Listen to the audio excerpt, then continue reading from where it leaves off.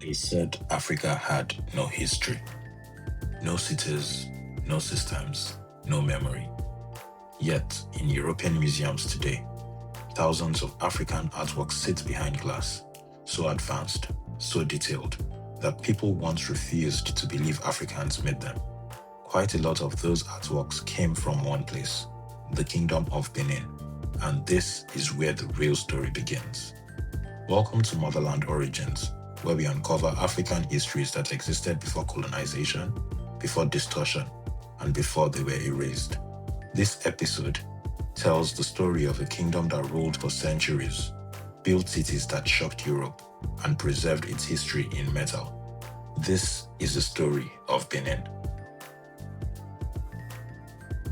Long before it became known as the Benin Kingdom, this powerful state was called Igodomigodo, a civilization believed to have existed as far back as the 12th century. From its earliest days, the kingdom was home to diverse peoples, including the Edo, Ishekiri, Urobo, and Ijaw. Long before Benin became an empire, the people of this region lived under local chiefs, but instability grew, so the elders made a bold decision.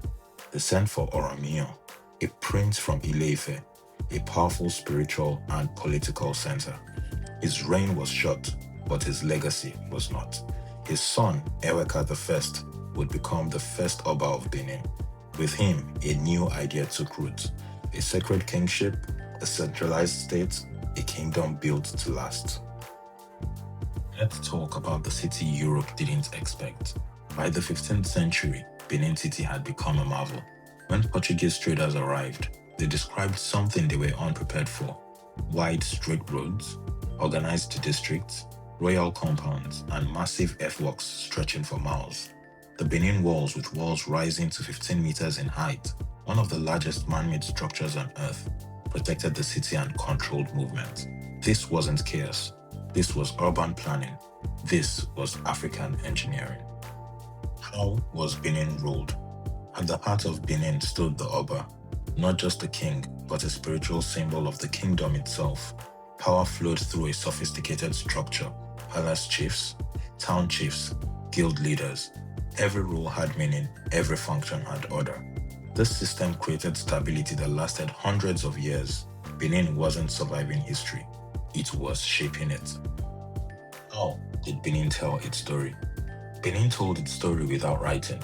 It told it in brass and bronze. Benin has arguably the most distinct visual identity in comparison with other ancient civilizations, often symbolized by a bronze mask of Queen Idia, the kingdom's queen mother. The Benin Bronzes were created using the lost wax casting method, its technique requiring extreme precision and skill. These works recorded coronations, wars, ceremonies, foreign encounters. They were visual archives. In Benin, art was not decoration. Art was memory. Why was Benin considered powerful? Benin traded with Europe for centuries, but on its own terms. Foreign merchants could not roam freely. Trade was regulated by the state. The Oba controlled access. Pepper, palm oil, ivory, and textiles flowed outward. Metal goods and firearms flowed inward. Benin's early trade with Europe brought immense wealth, and something even more powerful: weapons.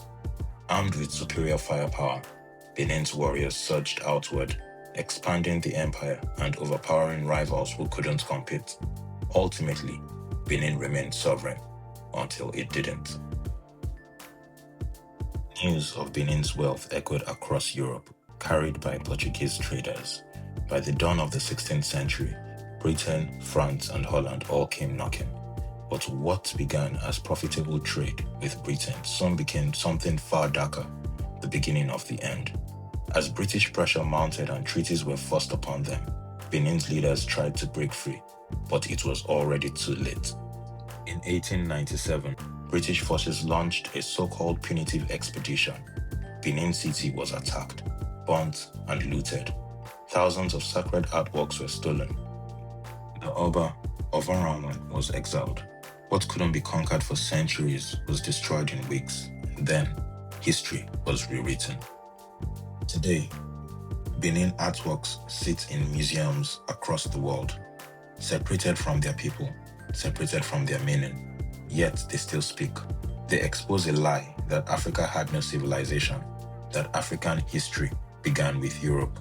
The Bronzes tell a different truth. The Kingdom of Benin was not an exception.